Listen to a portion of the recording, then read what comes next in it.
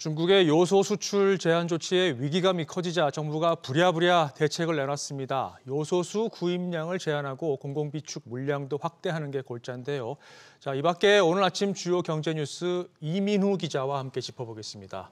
자, 이 기자, 먼저 요소수 대란이 재현되는 걸 막기 위해서 정부가 어제 대책을 발표를 했는데 이거 뒷북 논란을 피하기 어려울 것 같습니다. 네, 그렇습니다. 대안의 핵심은 공급 물량 확보와 수요 틀어막기입니다. 정부가 어제 안정적인 요소 수급을 위한 추가 물량 확보와 공공비축을 확대하겠다고 밝혔습니다. 현재 공공과 민간을 합친 요소수 비축분은 111일치 약 3.7개월분인데요. 공공비축 물량은 6,000톤으로 한 달분인 상황에서 이를 12,000톤, 두 달치로 늘릴 계획입니다. 또 국내 유통 상황을 모니터링해 수요 조절에 나섭니다. 관련 부처가 요소수의 현장 수급 상황을 살펴보고 업계의 자율적인 노력을 기울여달라고 요청할 계획입니다. 이외에도 중국 이외의 공급망을 다변화하는 기업에 인센티브를 제공하거나 수급에 어려움이 발생하는 기업의 비축분을 조기 방출할 계획입니다. 그렇군요.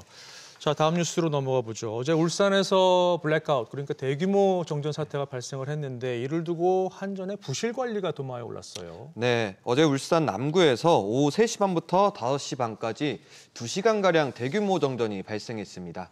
15만 5천여 세대가 불편을 겪고 상가, 병원, 일부 공장 등이 정전 피해를 보기도 했습니다.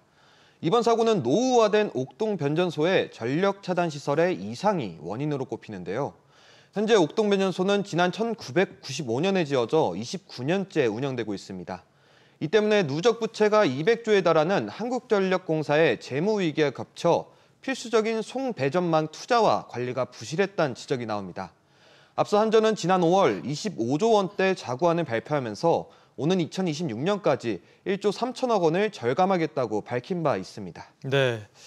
자, 계속해서 금융권으로 좀 넘어가 보죠. 금감원이 한국엔컴퍼니의 주식 선행 매매 의혹을 들여다본다고요? 네, 금감원은 MBK 파트너스의 한국엔컴퍼니 공개 매수 전 거래량이 평소보다 많이 늘었다며 한국거래소의 거래 내역을 살펴보기 위한 자료 제출을 요구했습니다.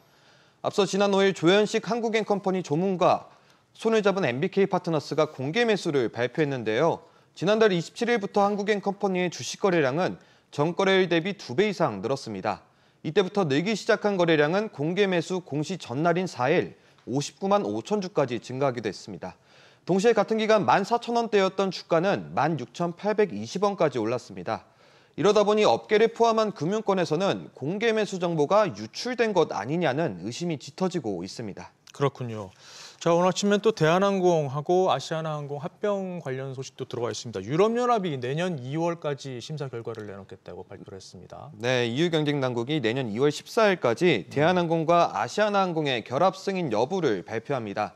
4년째 끌었던 기업 결합 심사가 마무리되는 수순입니다. 대한항공이 이번에 EU 경쟁당국의 합병 승인을 받으면 미국과 일본 경쟁당국의 허가만 남게 됩니다. 그렇군요. 자, 마지막으로 짧게 롯데 소식도 좀 짚어보죠. 내년 임원 인사가 단행이 됐는데 오너가 3세 신유열 상무가 전무로 승진했죠? 네, 신동빈 회장의 장남이자 오너가 3세인 신유열 롯데케미칼 상무가 전무로 승진하고 그룹의 미래성장 실장을 맡습니다. 롯데가 3세 경영으로 본격 전환하면서 세대 교체에도 속도가 붙었습니다. 그룹에서 60세를 넘긴 계열사 대표 8명이 퇴진하는 등 계열사 대표 14명이 교체됐습니다. 네, 자, 이 기자 잘 들었습니다.